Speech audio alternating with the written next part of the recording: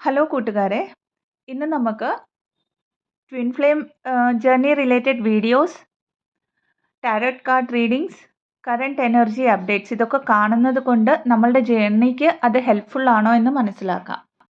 എല്ലാവർക്കും അറിയാവുന്നതുപോലെ everything is energy, എല്ലാ എനർജിയാണ്. നിങ്ങളുടെ മുമ്പിൽ പോപ്പപ്പായി വരുന്ന ഓരോ വീഡിയോയും നിങ്ങൾക്ക് എന്തെങ്കിലുമൊക്കെ ഒരു കാര്യം പഠിപ്പിക്കാനുള്ളതാണ്. അതേപോലെ തന്നെ യൂട്യൂബിൽ ലൈറ്റ് വർക്കേഴ്സ് ചെയ്യുന്ന ഓരോ വീഡിയോകളും ഡിവൈൻലി ഗൈഡഡ് ആണ്.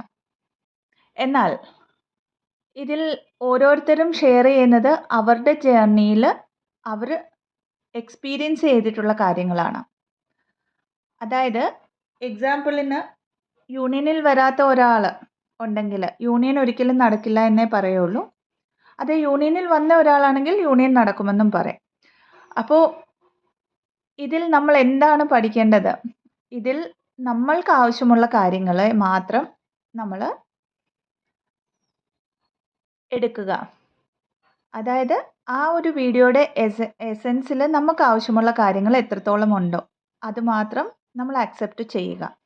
പിന്നെ ഒരു ഹൈ വൈബ്രേഷനിലുള്ള ഒരു ലൈറ്റ് വർക്കിൻ്റെ വീഡിയോ ആയിരിക്കും നിങ്ങൾക്ക് എപ്പോഴും ഹീലിംഗ് തരുന്നത്. അപ്പോൾ കുറച്ചൊന്ന് ഇംബാലൻസ് ആയിട്ടുള്ള അല്ലെങ്കിൽ ഒരു ലോവർ എനർജിയിലുള്ള ഒരു വീഡിയോ ആണെങ്കിൽ അങ്ങനെ അതും നിങ്ങളെ എഫക്റ്റ് ചെയ്യും. അപ്പോൾ ഈ വീഡിയോകളൊക്കെയും കേൾക്കുമ്പോഴത്തേക്ക് നിങ്ങൾക്ക് മനസ്സിലാകും ഇത് നിങ്ങൾക്ക് റെസൊനേറ്റ് ആവുന്നുണ്ടോ ഇല്ലയോ എന്നുള്ളത്.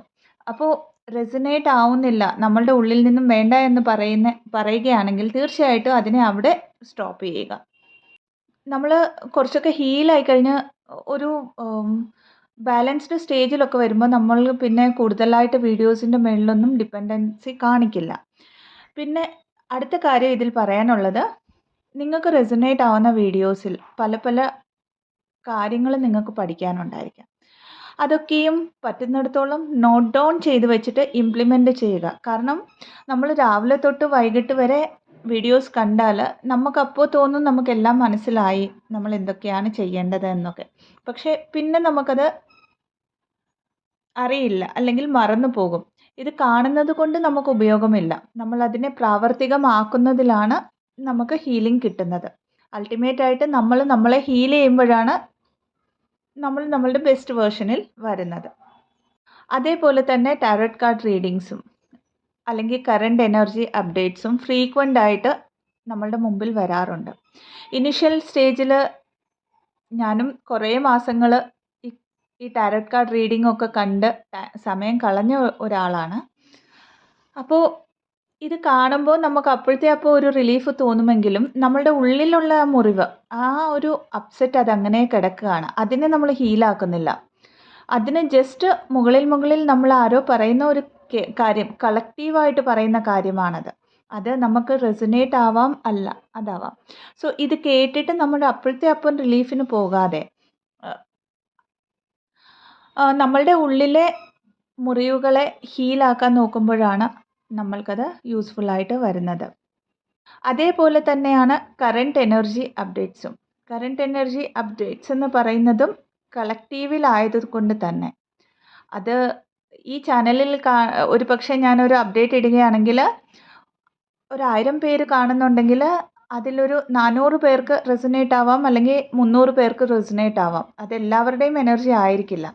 അപ്പോൾ ഇത് കണ്ടിട്ട് നമ്മൾ ഇൻസ്റ്റൻ്റായിട്ട് ഒരു റിലീഫിൽ പോകുന്നതിലും ഭേദം നമ്മൾ ആ സമയം കൂടെ നമ്മളുടെ ഹീലിംഗ് വർക്കിനായിട്ട്, നമ്മളുടെ തോട്ട് പ്രോസസ്സ് മാറ്റാനായിട്ടും ഉപയോഗിച്ചാൽ നമുക്ക് എത്രയും പെട്ടെന്ന് നമ്മുടെ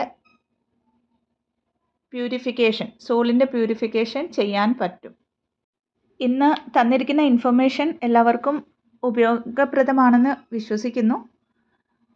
ഉപയോഗപ്രദമാണെങ്കിൽ ചാനലിനെ ലൈക്ക് ചെയ്യാം, ഷെയർ ചെയ്യാം, ആൻഡ് സബ്സ്ക്രൈബും ചെയ്യാവുന്നതാണ്. ട്വിൻ ജേർണി റിലേറ്റഡ് കൗൺസിലിംഗ് സെഷൻസിനായിട്ട്, ഹീലിംഗ് സെഷൻസിനായിട്ട്, റേക്കി ഹീലിംഗ് സെഷൻസിനായിട്ട് എന്നെ ഡിസ്ക്രിപ്ഷൻ ബോക്സിൽ കൊടുത്തിരിക്കുന്ന വാട്സപ്പ് നമ്പറിലേക്ക് ബന്ധപ്പെടാവുന്നതാണ്. ട്വിൻ ജേർണി റിലേറ്റഡ് ഡൗട്ട്സ് ഉണ്ടെങ്കിൽ കമൻറ്റ് സെഷനിൽ കമൻ്റായിട്ട് ചോദിക്കാം, അല്ലെങ്കിൽ വാട്സപ്പ് നമ്പറിലേക്ക് വോയിസ് മെസ്സേജായിട്ട് അയക്കാവുന്നതുമാണ്. Thank you so much and stay blessed.